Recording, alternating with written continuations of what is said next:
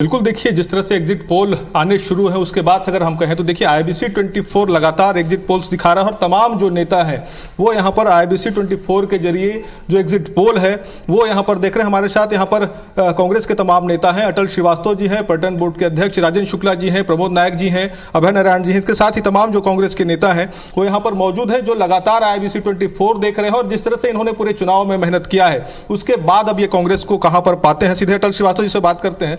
अटल जी, क्या लगता है, धड़कनें कुछ बढ़ी? क्योंकि जिस तरह से एग्जिट पोल आया है टक्कर तो दिख रही है। देखिए, धड़कनें नहीं बढ़ी है। 2018 में भी एग्जिट पोल ऐसे ही आ रहे थे। मैं आपको बताना चाहता हूं कि इस बार 60 से ज़्यादा सीट कांग्रेस की आएगी। और उसके कारण है कि 2018 में जब कांग्रेस की सरकार बनी तो छत्तीसगढ़ के मुख्यमंत्री ने जो छत्तीसगढ़ियापन का एहसास कराया, छत्तीसगढ़ का राजगीत, छत्तीसगढ़ की परंपराएं, छत्तीसगढ़ का लोक कला, छत्तीसगढ़ का संस्कृति, उसका एक बहुत बड़ा एज है। तो पहली बार छत्तीसगढ़ियों को लगा कि सबले बढ़िया छत्तीसगढ़िया। दूसरा, उन्होंने कोरोना काल में भी किसानों का 2500 रुपये धान की जो कीमत थी वो कम नहीं होने दी। सही समय पर किसानों को पैसा मिला, किसानों का कर्जा माफ़ हुआ। आत्मानंद अंग्रेजी माध्यम स्कूल जो 700 स्कूल खुले हैं, उससे एक स्कूली शिक्षा में क्रांति आई है। लेकिन इन सब के बाद भी 3 महीने पहले की जो परिदृश्य थी, जो समीकरण बने थे, कहीं ना कहीं बदलाव तो दिखता है। भाजपा फाइट में दिख रही है। देखिए, भारतीय जनता पार्टी कहीं फाइट पे नहीं है। ये अनुमान लगाए जा रहे हैं और मेरा पूरा मानना है कि कांग्रेस 60 से ज़्यादा सीट पाएगी। क्योंकि कांग्रेस को वोट नहीं देने का एक भी कारण मुझे नहीं, मैं खुद चुनाव में था।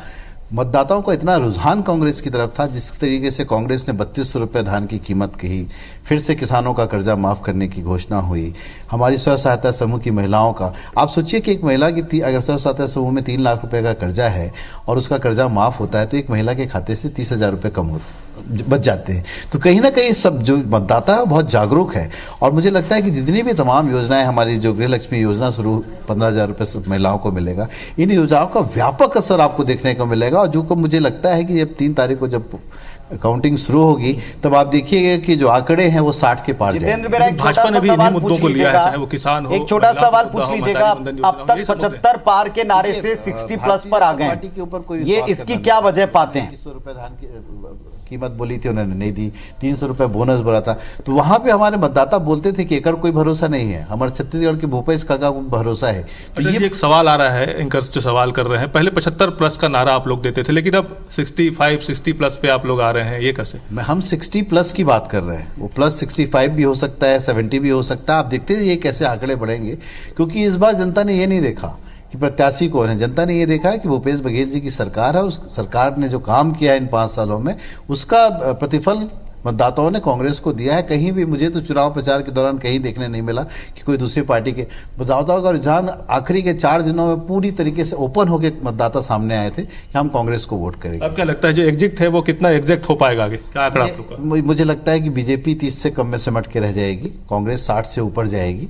अब आने वाले समय में आपको 3 तारीख को पता चलेगा कि किस तरीके का एज कांग्रेस को मिला है, कांग्रेस की योजनाओं को।